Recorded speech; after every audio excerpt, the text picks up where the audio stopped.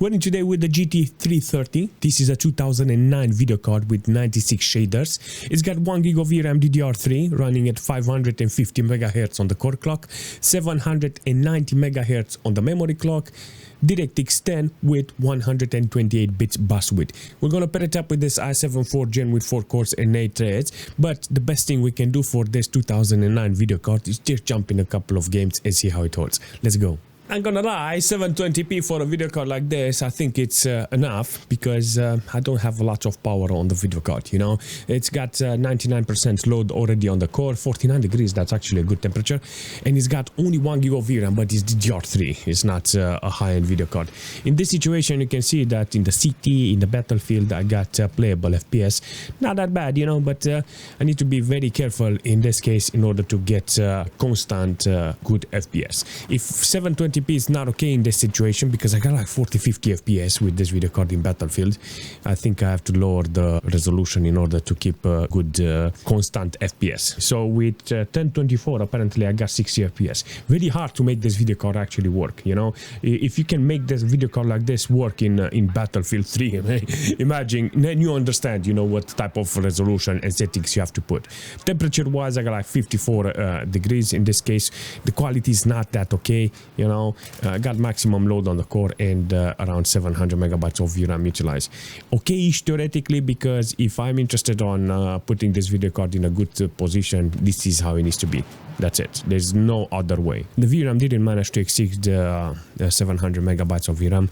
I'm worried about that having 700 megabytes of VRAM for a video card like this, it will be very bad, you know. Considering I got full load on the core, I will say this is actually adequate. If I jump in Origin with this video card, I think on 720p with low details, it can barely hold the 70 FPS. And why I'm saying this, because I think the video card cannot do push more. Even if I put medium details, you're gonna see that in some cases the FPS needs to be above 70 FPS in order to get constant FPS, because it's low. It's jumping sometimes to 100 and sometimes it's dropping to 70. So I cannot put medium details because of that 70. That is the lowest. And in that case, I can guarantee you that if you put medium details and you have 70 FPS, then it will go to 50 or 40 FPS on average. And I don't want that, you know. I want the average here to be a constant number. And in this situation you can actually see it's doing a fantastic job with 720p with low details. The game, it's okay, you know, can't expect too much from a video card like this, but overall performance in this situation is good. 600 megabytes of VRAM utilized, so I like this idea this video card is offering, but you need to understand it's not a very strong video card in this situation.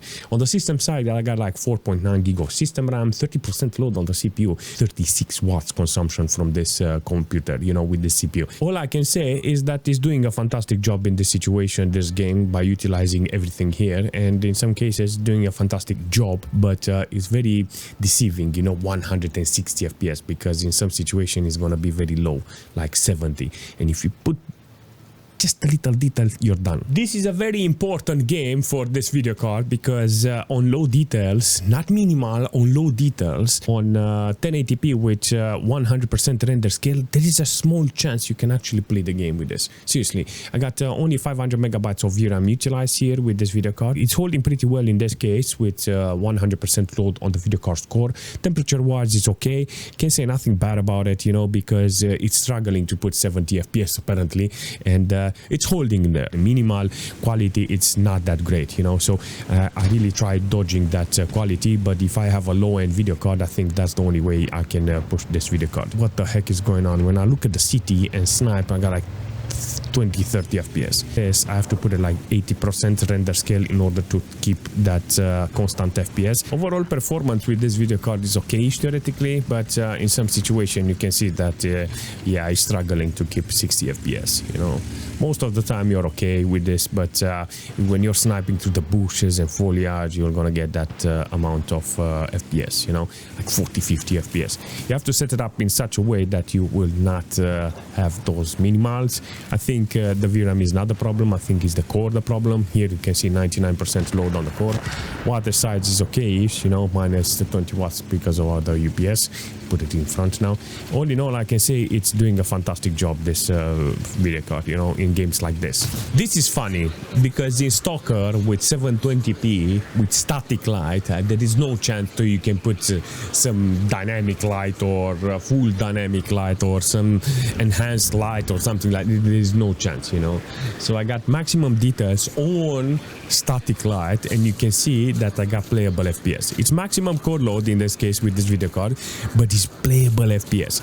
The only thing I'm thinking, the only thing I will look is maybe put it on 1080p, because there is a small chance, because I got 100 FPS, you know, on average in the city, and this is in the city. Look at it, 1080p, 80 FPS, 300 megabytes of VRAM utilized. If I go outside, I got over 100 FPS, but on static light, you can actually see there is a small chance you can play a lot of games, including S.T.A.L.K.E.R with this video card, you know, a GT 330. This is a very impressive performance from the video card, and there is no problem on utilizing it like this. You know, I like this performance this video card is offering. This is gonna be interesting because I put 720p with normal details in this case in order to play this game properly. Not bad for a video card like this. I tried to put maximum details in this case, but yeah, the video card didn't have it, and it said, you know what, not on high details, on normal details, apparently it's possible to play the game. In this case, you can actually see 200 megabytes of VRAM utilized only. Not bad for a video card that is so old. Around 60% to up to 70% load on the core of the video card. Temperature wise is good, under 50 degrees with this. Still not fully maxed on the VRAM side. You can actually see 228 megabytes of VRAM. It's okay for this video card. Decent overall considering what video card I have today. In some cases you can put you can adjust some settings here in the game because the system doesn't have any problems. 4.6 gig of system RAM, it's okay. The load on the video card, it's not fully maxed out, so in a situation like this you can see that just a little more details maybe you can put. Maybe it's a higher resolution, maybe because you got like 80% maximum load on the video card's core, you know, the VRAM not saturated, so I think there is a little more room for improving the quality in the game. This is a very interesting game, and the performance here with 1080p on lowest details is very surprising. I'm mesmerized a little, you know. It's a 1080p resolution, and in this situation you can see there is a high chance you can actually play with 60 FPS. I know that is because it's 99% always. I'm gonna have problems like this with 50 FPS.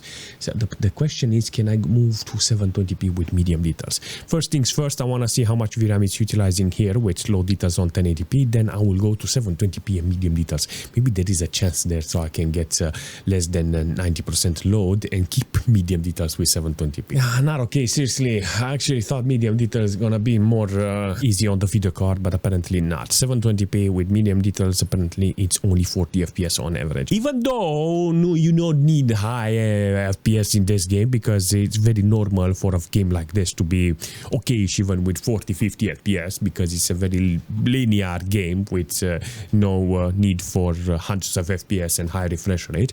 I think 50 FPS is adequate, you know, if you're interested on more quality in the game, but I think in order to get more quality you have to put lower resolution.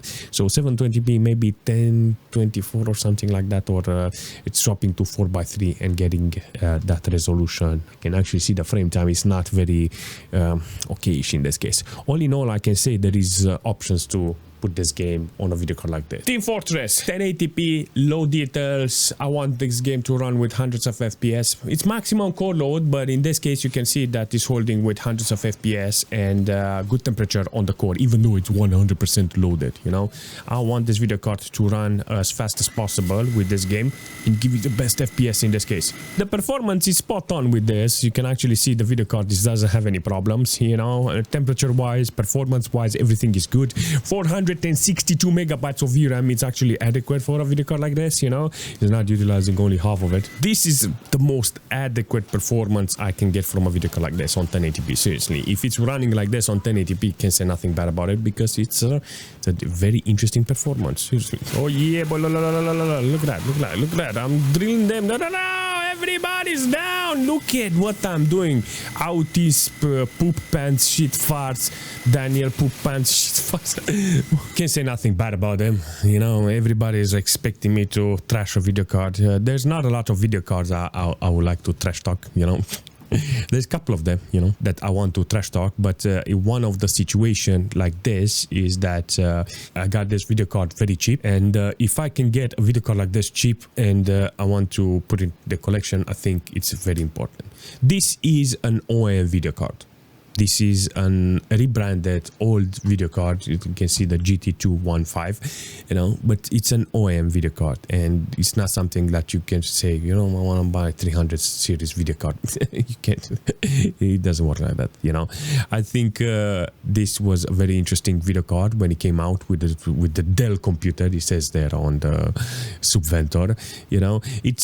It was a very interesting, you know, considering 2009, what video cards there were back in the days. I will say this would have been a very awesome computer to have, you know. You can't say nothing bad about it, because I think it went with I think it went with XPS computer that was very expensive. Imagine only having money to buy a video card, yet another computer that was 10 times more expensive, you know. Is it worth having a video card like this today? If it's cheap and it flies under that category, good enough, I think it's gonna be a very adequate video card, because it doesn't consume any external power supply. It's a small video card, you know, 1 unit video card, so it's good enough to run some older games. That's it. Now, if you want to put it in the better, you know, I think you have to put this video card with old. I'm not gonna say no, you know, to have this video card. I'm just thinking, because the driver is 242, and I think it's gonna run really nice with an XP machine. So if you put this video card in an older machine where AGP was the king, you know, I think this video card would be better than AGP video cards in a retro machine, you know. Today I managed to put a couple of games that were online, you know, but if you want it for retro gaming that is offline, it will be better than AGP. And yes, it's the best video card if you can get it for free. That's it. If it's for free, that's it. It's the best video card. All jokes aside, if you have any suggestion for this video card and for this i7 4th Gen, leave a comment and I will see you very soon.